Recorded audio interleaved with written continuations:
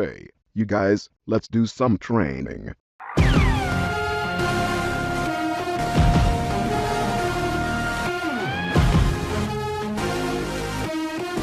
I'll just give you an example of an initial approach, and I like to keep it short, simple, to the point. Don't give them too much information, and then close. So usually I'll knock on the door, and when they come to the door, I'll always be writing, looking busy. They'll acknowledge me first, and I'll say, "Hey, you the homeowner? I'm sorry to bother you. Just real fast, I'm dropping by with Point. Have you seen my truck in the area?" And then usually they'll be like, "No, we haven't." I'm like, "Oh, okay.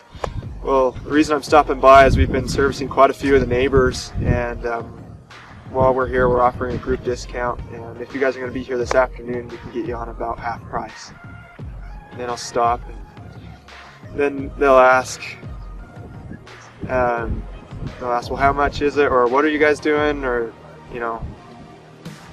they'll go from there. So that was really short and simple.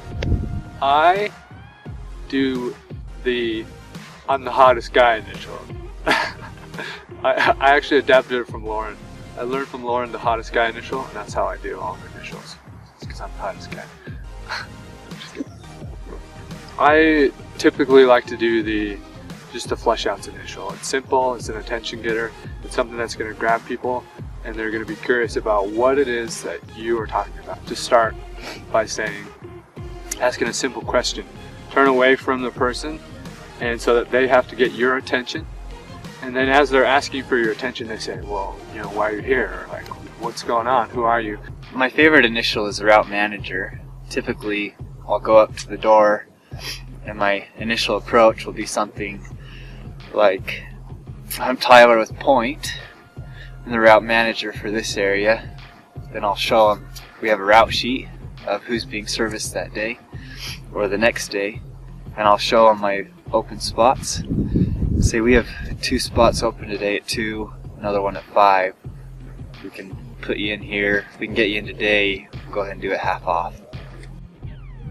I don't know if I necessarily have a favorite initial approach that I use all the time. I tend to change it up quite a bit, especially depending on the area. That way it just mixes it up for me and makes sure that I'm staying on my toes and I keep it real and I'm not just falling into a rote recitation. I don't like that, so I like to keep it more conversational and make sure I'm thinking about what I'm saying. But it is good to have, something written out that you can fall back on and that you can use all the time, especially when you're starting out. I think it's good to even write down out your entire initial approach and keep using that over and over and find what works best for you. But just make sure that it doesn't feel rote or like you're just spitting it out from reading it while you're on the doors. That's really important. Okay, now you're smart.